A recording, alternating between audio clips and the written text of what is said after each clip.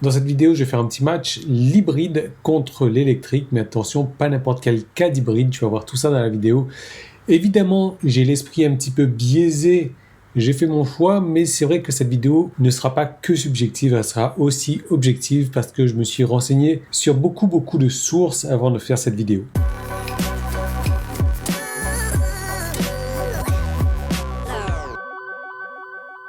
Avant de commencer, bien entendu, si tu n'es pas encore abonné à la chaîne, abonne-toi. Vous êtes 80% à regarder les vidéos sans vous être abonné. Donc moi, ça me fera super plaisir que tu t'abonnes.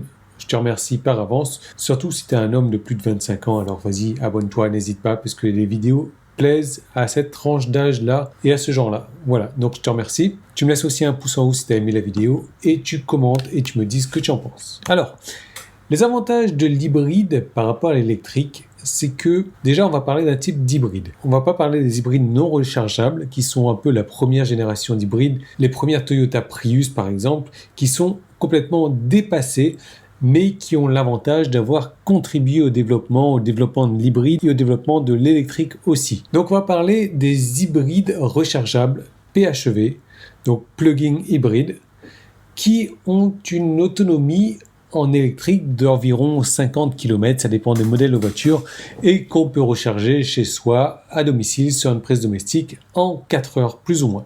Donc les avantages, c'est qu'on nous fait croire que l'hybride rechargeable a une très faible consommation, donc moins de 2 litres au 100 km, et joue un rapport intéressant sur la décarbonisation, sur la non-pollution.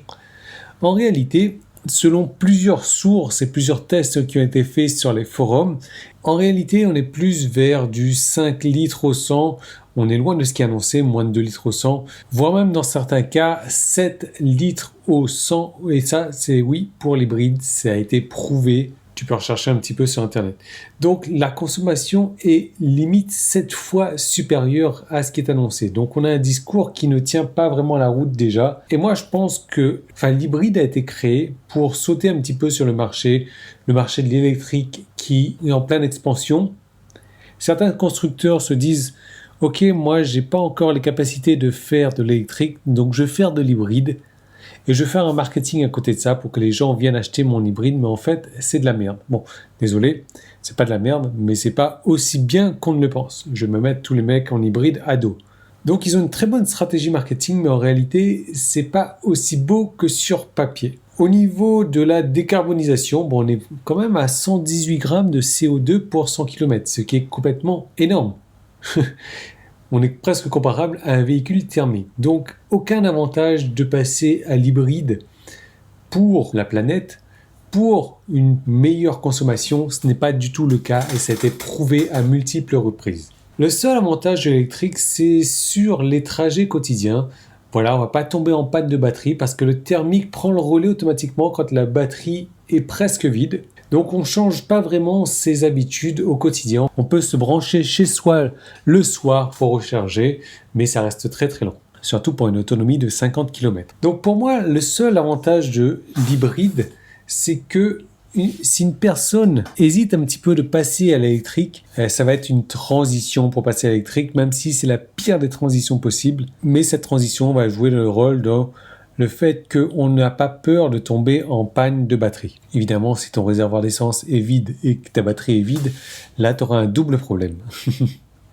Alors, les inconvénients de l'hybride, c'est que pour moi, c'est la pire des transitions possibles vers l'électrique. Ça donne une mauvaise image de l'électrique.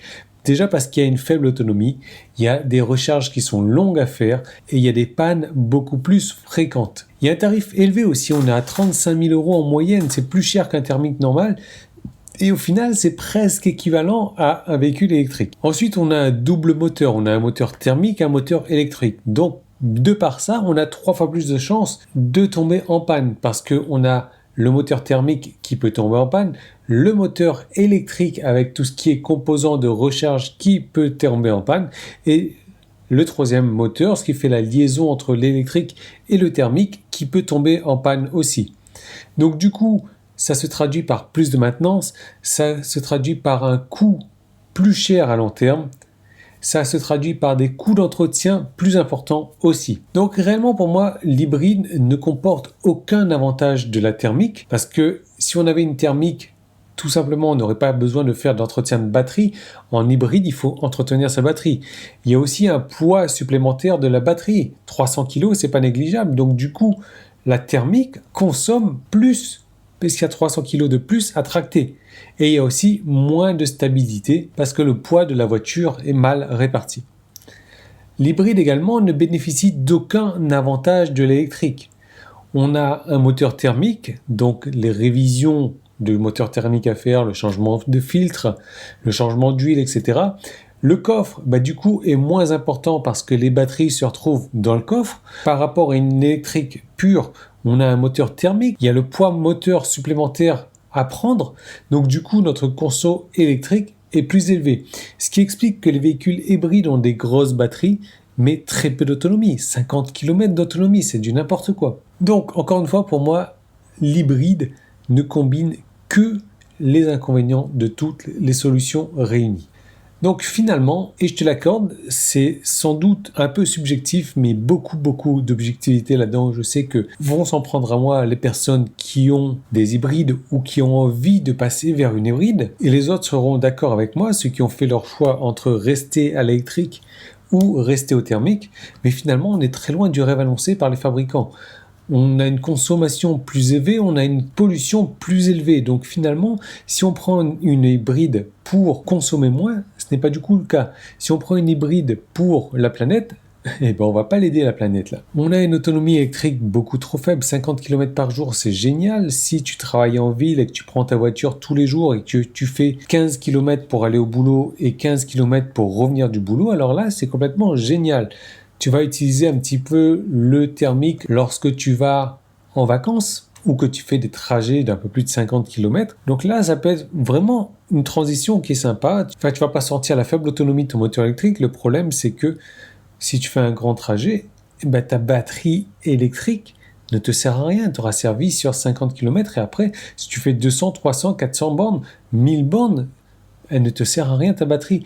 Juste à avoir 300 kg de plus qu'il va falloir tracter, donc qui vont te faire consommer en plus. Donc réellement, ça ne prend aucun avantage des solutions, soit 100% électrique, soit 100% thermique, mais au contraire, ça prend tous les inconvénients. C'est un petit peu comme si tu étais sur un lac, tu as le pied entre les deux barques, il va falloir choisir au bout d'un moment dans quelle barque aller, parce que les deux barques commencent à s'écarter, mais l'hybride donne envie de revenir à la barque du thermique plutôt que de passer sur la barque électrique.